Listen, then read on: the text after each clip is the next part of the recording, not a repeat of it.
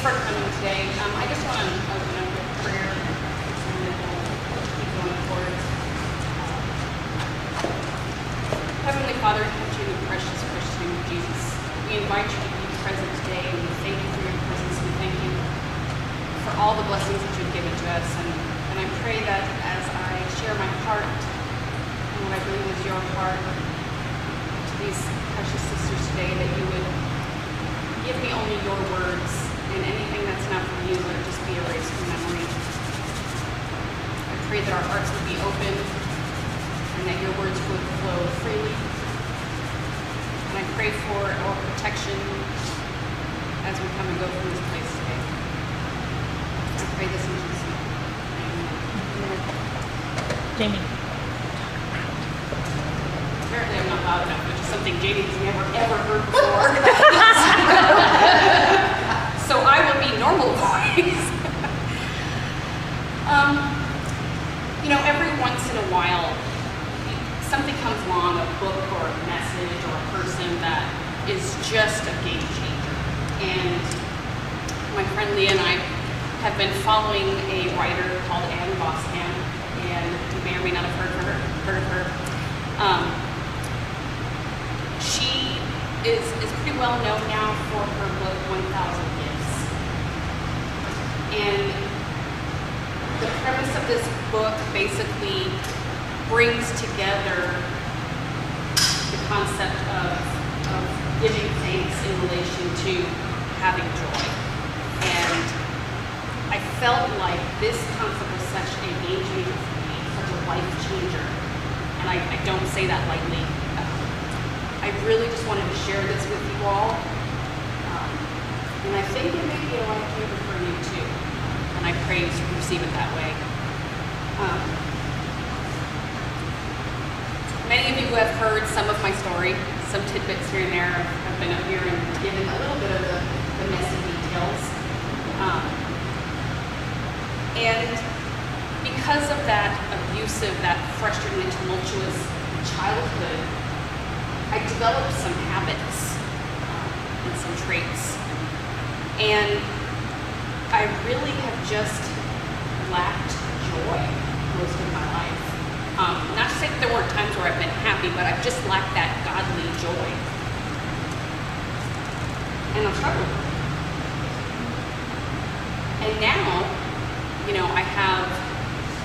I've been grafted into this family of God, right? I know God now, and I know that He knows me.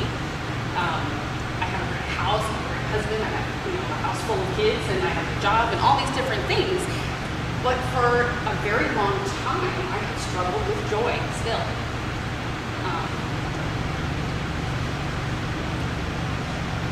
It's a hard thing to admit, I think, as a Christian, to say, I'm not really joyful. Because you think God has done all these things, but still I'm here in this kind of grisly place, looking back with a little bit of bitterness. You would think that with all this change and the fact that my life isn't in chaos anymore, that wouldn't be the case, but it is. So I kind of started taking a look at my life when we read through this book. And I noticed some of those habits, some of those worst ways, like they talk about up here.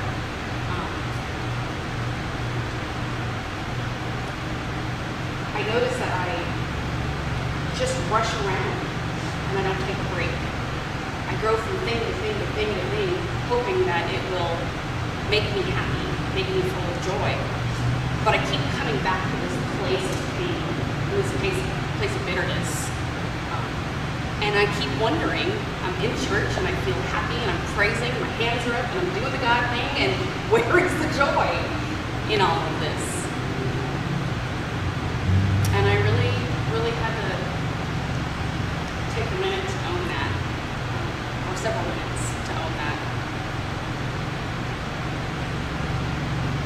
So how do we get to the point where we've lived this life, or we've had these things happen, or we're having these things happen now, or we're in a tough situation, or we're in a great situation but we're still not feeling joy? How do we get to the joy part? And I believe it comes in the form of giving thanks. Like I said, this book really opened my eyes, this whole concept.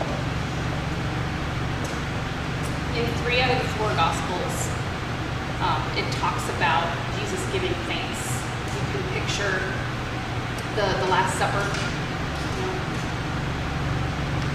it tells us of Jesus lifting up the bread and breaking the bread and then passing the bread among his disciples.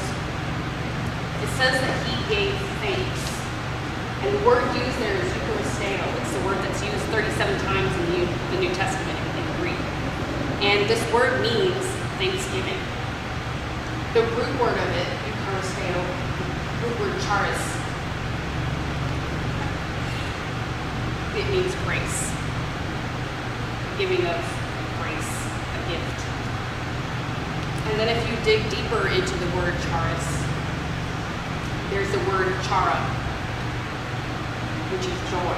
So you've got this word, Eucharisteo, this thanksgiving sandwich in between joy and grace. So you've got this grace, this thanksgiving, this joy, all married up into one word.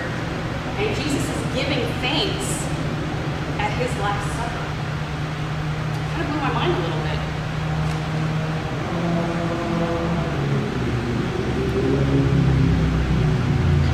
So Ann Boskamp sort of asked a question, and it's something I've been asking myself for the last few months. She said, is the height of my chara, is the height of my joy dependent on the depths of my Eucharisteo, the depths of my thanksgiving? Is my joy dependent on giving thanks?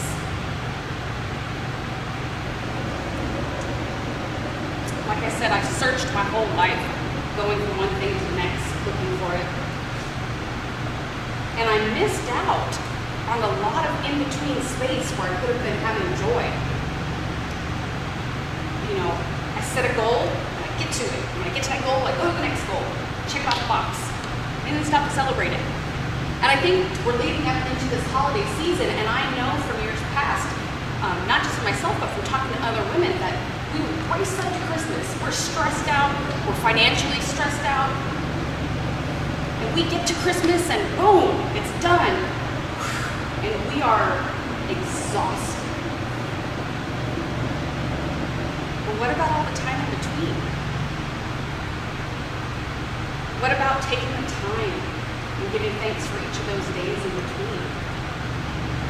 What about filling up on God, giving thanks and receiving joy in all of that time? Why are we wasting all this time not being thankful, not feeling joy, racing around with these expectations, these improper expectations, and not being even able to celebrate at the end because we're so exhausted?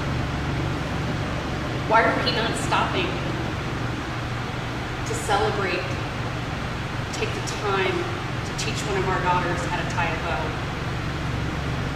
or teach our kids how to make cookies, or whatever it is? I'm guilty of that. We have a tradition in my house, and I make cookies with my kids every year, and the holiday candy, and usually it's a time where we do everything together, and I'll give myself a little credit, I do include them, but there's been some times, a year or two, where I just rushed through it, and I said, I'll just do it, go ahead and play. You gotta get it done. I missed out.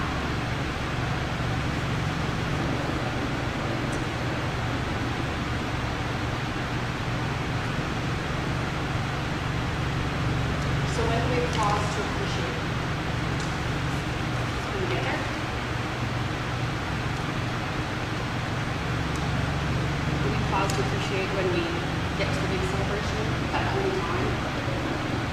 With my kids, maybe with your kids too, anytime somebody gives them something, you tell them, you say, thank you. Thank you. Doesn't matter what it is, right? Somebody give them a piece of old gum and you're like, please can I have some more, right? But how many times do we stop for all those little things and tell God, thank you? I don't think we do it enough. I think we go from one thing to the next and say, check that box, boom. God, if we could only get this one last thing done, just give me another job and I would make more money so I could buy this next thing. When is enough enough?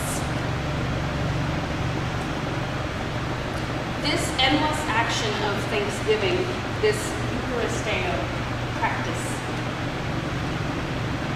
I think is the key to finding joy, the key to feeling content right where you're at, right now, today, even if it's messy.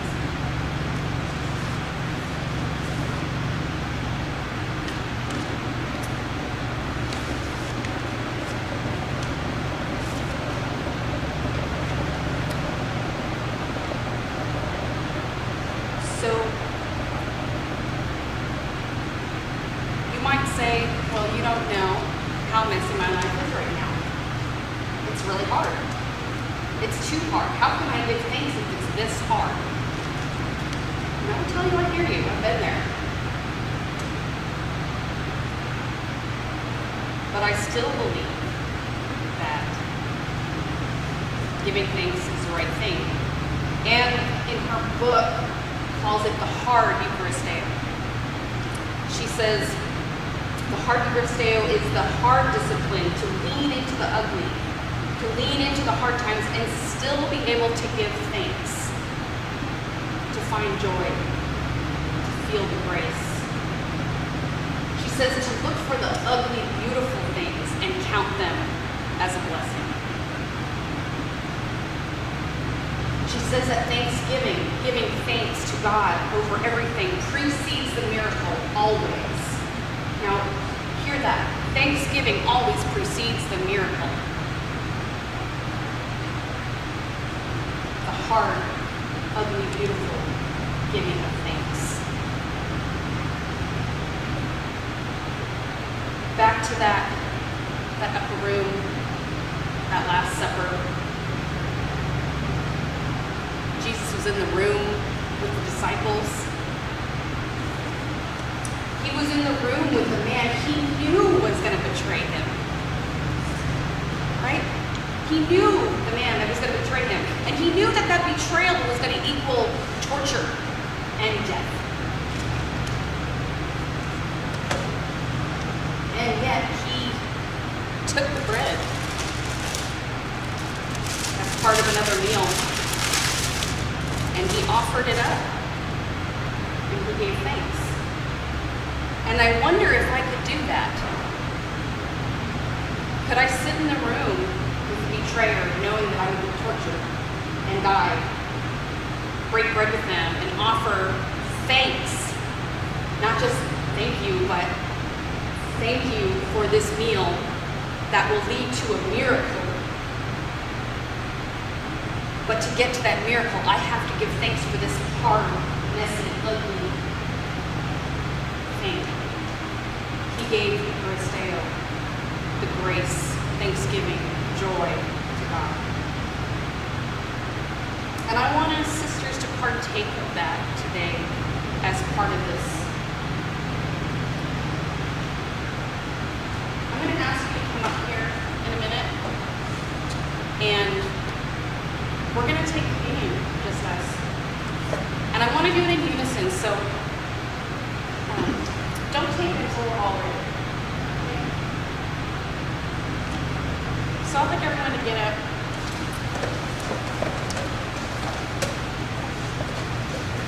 And we're going to give thanks. It says to give thanks for our daily bread, but I think this is so easy for the mom. Father, we give you thanks as we grace us bread together. We know that you gave it to me so that we can become as living Christians or community. We ask that you bless this bread as it represents us well. We ask that you bless the juice as it represents the blood that you spilled for life and gave us.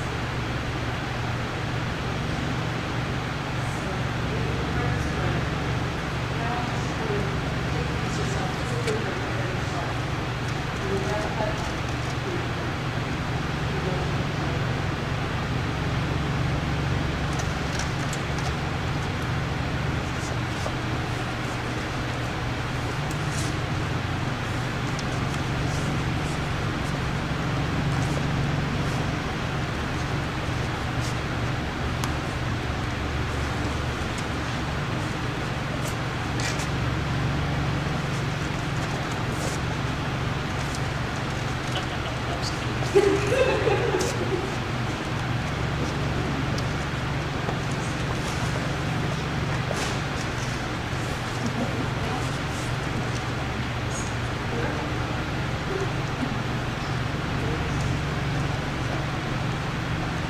going to read what scripture even tells us in Matthew 26. It said, while they were eating, Jesus took the bread, and when he had given it thanks, he broke it and gave it to his disciples, saying, take and eat, this is my body. You know, the one thing I want you to consider before we go forward is the depth of this love. I know sometimes we take communion and we kind of come in and we go over our seats and it's kind of a logistical thing, right? Just kind of go back. But I really just want you to take this and really just let it permeate with you. Then he took the cup, and when he had given thanks, gave it to him, saying, drink from it, all of you. This is my blood of the covenant, which is poured out for many for the forgiveness of sins.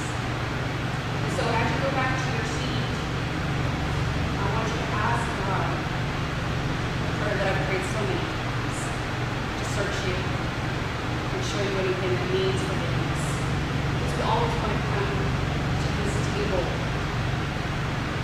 clean. And it's so simple that we just ask for forgiveness. So if you just need a moment, ask for forgiveness and we will take it.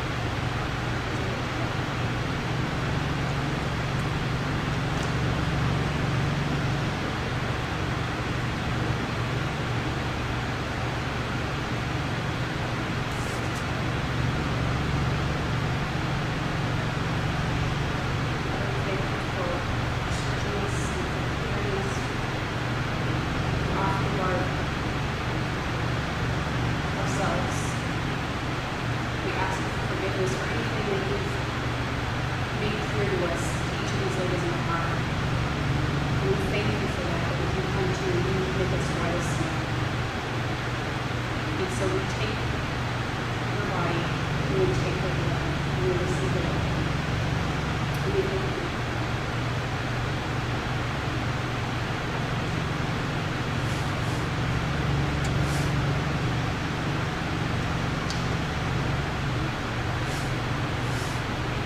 Let's go back to your seats.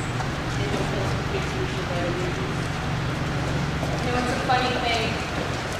Wasn't supposed to tell you guys this. It's a funny thought that's literally came into my head every single time I've ever taken communion with the wafers.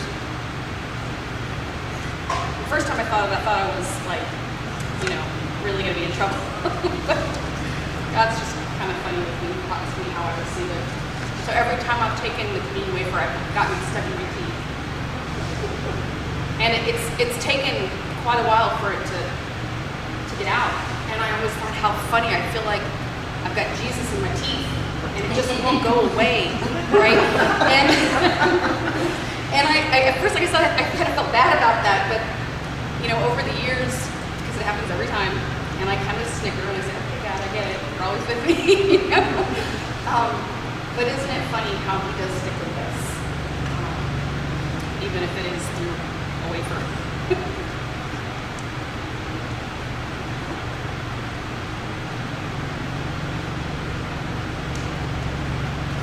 So as I said, Jesus gave thanks before something that was going to be so horrible.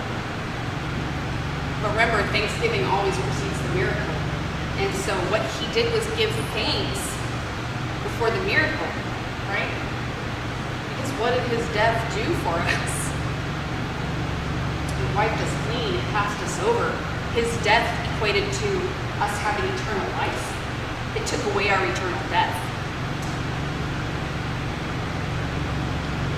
He did the hard Thanksgiving knowing all that.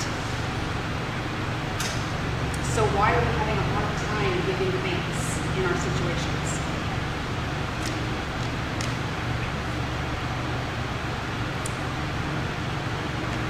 I used to think that having I wouldn't still feel angry or pain or sadness. But I realized that joy in God doesn't negate all those things.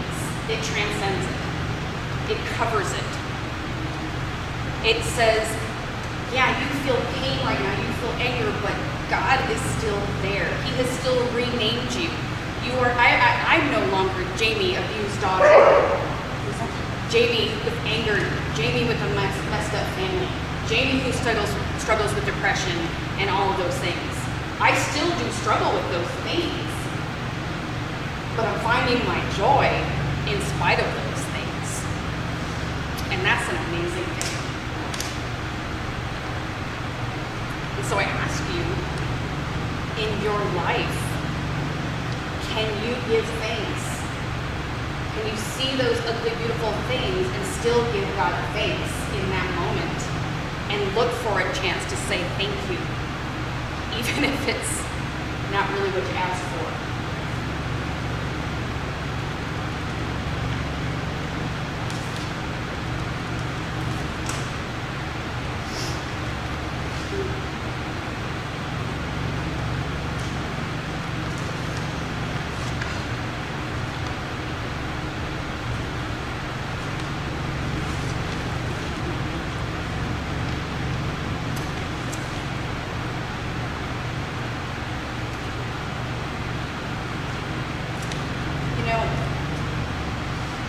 Talking about giving thanks in the in-betweens and in the small things. And this has become a practice. A practice of daily looking for things to thank God for. And I'm so glad I've started now. So when my mom found out that, when we found out that she had cancer,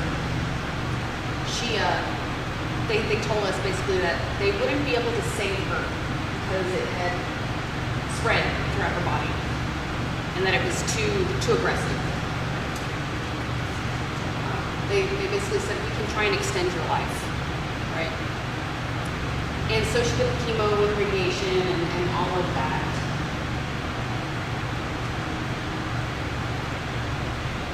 My mom had one of those lives that could easily be on a Lifetime awful, terrible movie.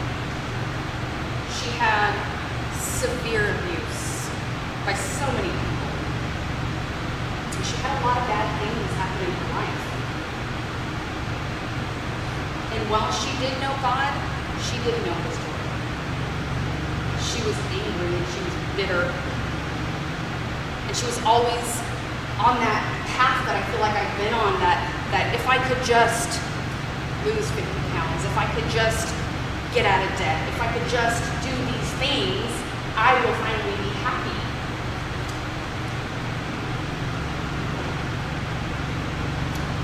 But 3 months later, after she'd suffered through the chemo and the radiation, 3 months after we found out, we knew she wasn't going to last that much longer. We were there with her in her last days. And I'm going to tell you that in her last days, she didn't say, I wish I had more. She was pissed. She was angry. She said, I thought I would have more time. And now it's gone. And she died angry. She took her last breaths and she was not filled with joy. I think we have two choices, two kinds of people that we can choose to be when it's time for us to go. We can either be the person who is angry and pissed off that we didn't have more time to make it right, or we can be somebody who, now maybe we're not ready to go, but we can look back and say, man, I had a good life. Man, I am so thankful I had all these things. I can say, man, I had all these blessings. She didn't. I will.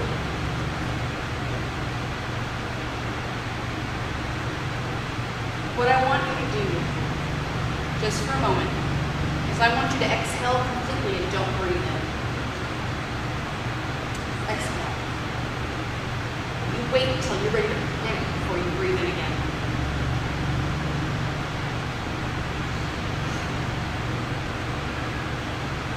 that next breath is literally not guaranteed.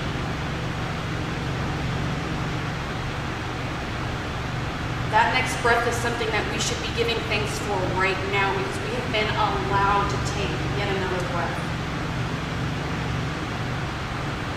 It's that serious, I think. So what do we do all about this? I mean, how do we get to that? That's where the dare comes in. She calls it the joy dare. So what she did, and what some of us have been doing, is making a point to physically write down blessings, things we're thankful for every single day, and try to get to 1,000 gifts. And then keep going. And you will see those things in joy and you will rejoice. Rejoicing means to be filled with joy over and over and over again. And who doesn't want to be filled with joy over and over and over again? I want you to get into the practice of writing down your gifts and giving thanks and being filled, reviewing your life, reviewing your joy, being filled over and over and over again. Like that muscle, that love muscle that John talked about up here earlier today, where, the more you love, the more you get stronger in your love and the practice of your love. The more you give thanks, the more you get stronger in that practice. I want you to start giving thanks so much that you're just looking for the next blessing to take note of, till it's oozing out of you, this joy.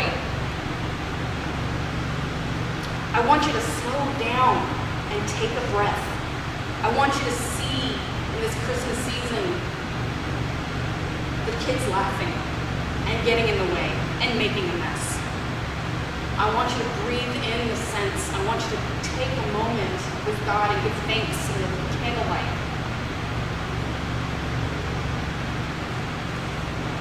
I want you to look at this hard thing you're going through, this hard emotion or hard situation, and I want you to say, God, this is the way I would have done it, but thank you for the lesson, the molding. Thank you for this one thing.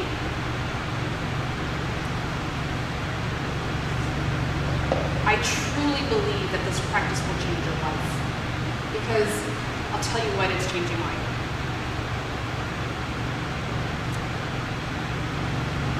At the recommendation of a friend, instead of this year having a New Year's resolution, I chose a word to focus on throughout the year. For me, that word was enough. And to me, enough is everything. It is, not I met this goal and now moving on before I celebrate. It's, man, this was enough. Or, God is enough, or I am enough because He makes me enough. I've been through illness and all kinds of ugly stuff this year, and I'm still dealing with it, but you know what? I am enough right where I am today.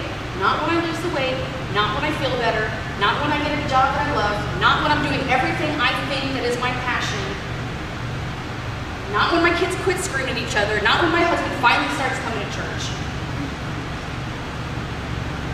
I am enough right now because God is enough, and this is where He placed me right now.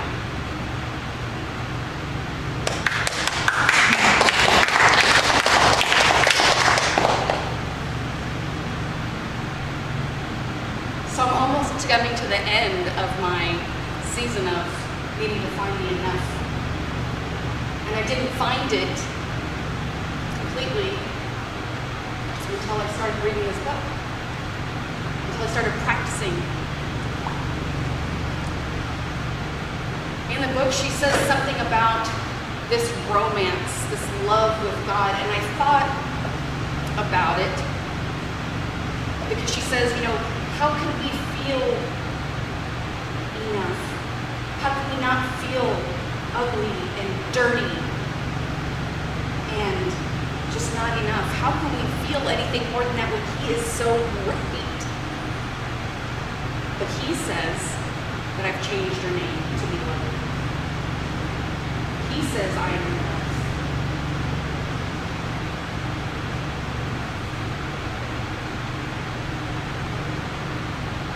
I think that giving thanks to God is part of his love language. If any of you have heard about love languages or read it or the book, if you haven't read the book, please read the book. Heard it, someone preach about it, about finding what fills up your love tank. I feel like the romance, this love language with God, has a lot to do with us giving thanks. He gives us everything. Can we not give thanks for those things?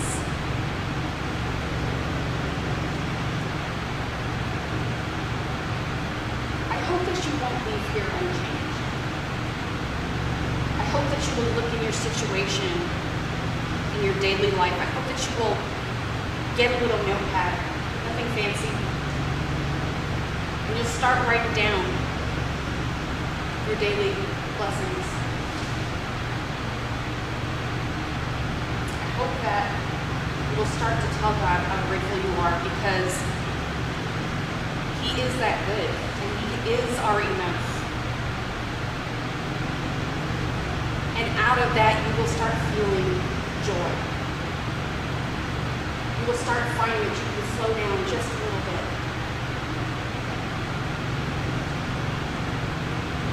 When we give thanks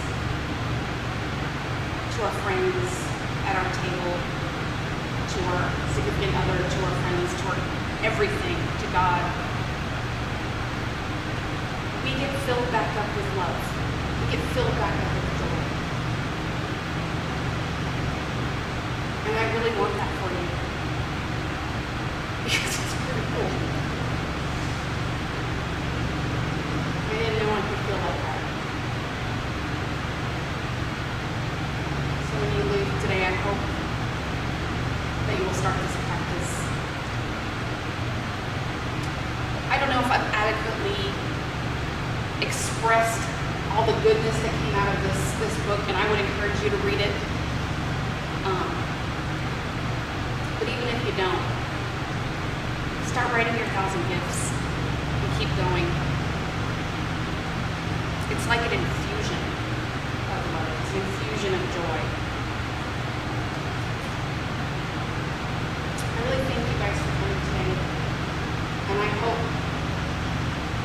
that a little bit of my story and my expression of this and what I've told you was beneficial for you.